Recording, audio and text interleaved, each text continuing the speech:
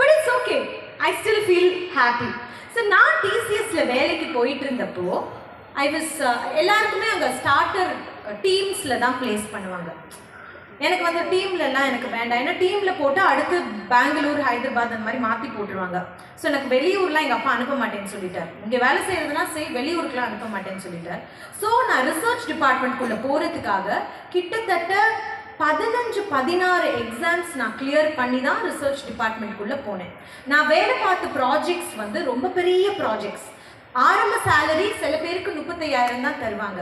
ஆனால் நான் மட்டும் ஆரம்பத்திலேயே 2008 ஐ காட் 75,000 சேலரி. பெரிய சம்பளம் எங்களுக்கு, அது ரொம்ப பெரிய சம்பளம் இல்லையா? ஆஃபீஸ் பஸ்ஸில் போவே வருவேன், பெரிய சம்பளம். ஸோ இந்த மாதிரி என் வாழ்க்கை போயிட்டு இருக்கும்போது ஒரு நாள் எங்கள் வீட்டுக்கு 2 பெரிய கார் வருது, 2 ஜாகுவார். அழகா பழம், பூ, வெத்தலை பாக்கு, தட்டு. எதுக்கு வந்திருக்காங்க? அதுதான் தெரியும். எஸ், பொண்ணு பார்க்க வந்திருக்காங்க. யாரோ நல்லா அழகா போடுவேலாம் கட்டி நகை எல்லாம் போட்டு வந்தாங்க.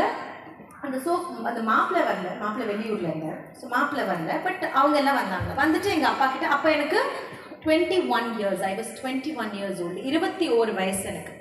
அப்போ அவங்க என்ன சொன்னாங்க, இந்த பிள்ளை வந்து எங்களுக்கு ரொம்ப பிடிச்சிருக்கு, படித்தது அவங்களோட காலேஜில் தான். அதாவது வந்து பொண்ணு கேட்டது யாருன்னா எங்கள் காலேஜ், நான் படித்த காலேஜோட ஓனரோட பேரனுக்கு என்ன பொண்ணு கேட்டு வந்திருக்காங்க. ஜேபிஆர் ஐயாவோட பேரனுக்கு. நான் படித்தது சென்ட் ஜோசப்ஸ், ஜேபிஆர் காலேஜ், சத்யபாமாலாம் நீங்கள் கேள்விப்பட்டிருக்கீங்களா? அந்த காலேஜோட ஓனர் பனிமலர் எல்லாம் கேள்விப்பட்டிருக்கீங்களா? அந்த காலேஜோட ஓனர்.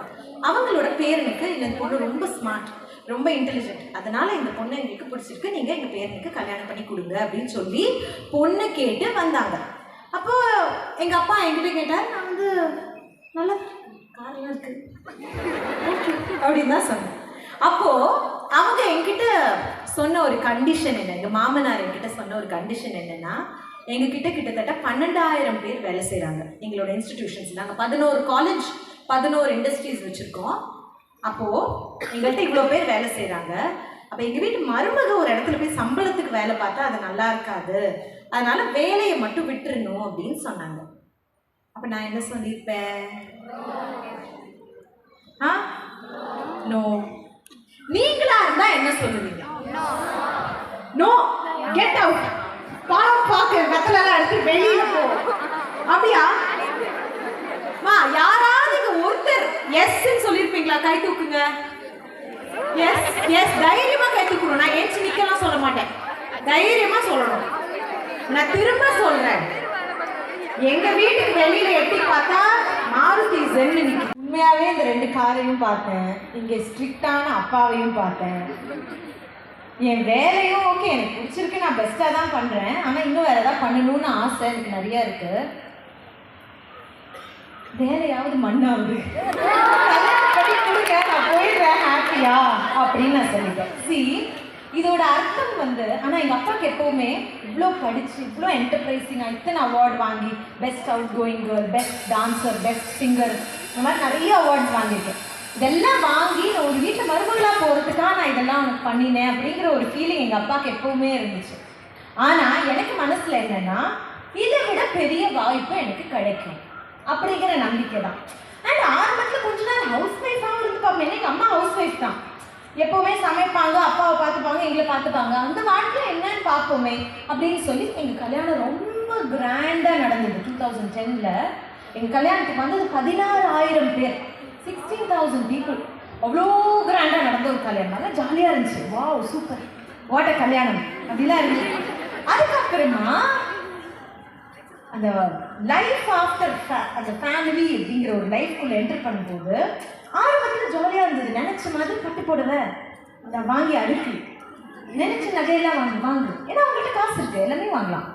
ஆனால் எங்கேயோ ஒரு இடத்துல சம்பாதிச்ச எனக்கு இதெல்லாம் என்னது இல்லைல்ல, இதெல்லாம் அவங்களுக்கு தானே அப்படிங்கிற ஒரு தாட் எனக்கு எப்பவுமே இருந்துகிட்டே இருந்துச்சு. யாரும் சொல்லி காட்ட மாட்டாங்க, ஆனால் நமக்குள்ள ஒரு உறுத்தும் இல்லை, அது இருந்துகிட்டே இருந்துச்சு. இந்த பக்கம் 4 சர்வெண்ட், அந்த பக்கம் 4 சர்வெண்ட், 8 சர்வெண்ட்ஸ் எங்கள் வீட்டில். இப்படி பண்ண எனக்கு சமையல் வேறு வராது, அதனால அந்த குக்கு பண்ணுறதெல்லாம் உட்காந்து சாப்பிட சந்தோஷமான ஒரு வாழ்க்கை. ஆனால் 3 மாசத்துல எனக்கு அந்த வாழ்க்கை போர் அடிக்குது. என்ன போர் அடிக்குது? எவ்வளோ நேரம் தான் தின்னு தின்னு தூங்க முடியும்?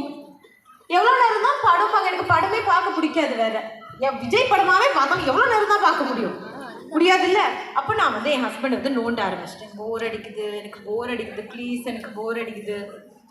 தென் அவங்க சொன்னாங்க, சரி வா போய் தாத்தாவை பார்ப்போம், என்ன சொல்கிறாருன்னு கேட்போம்.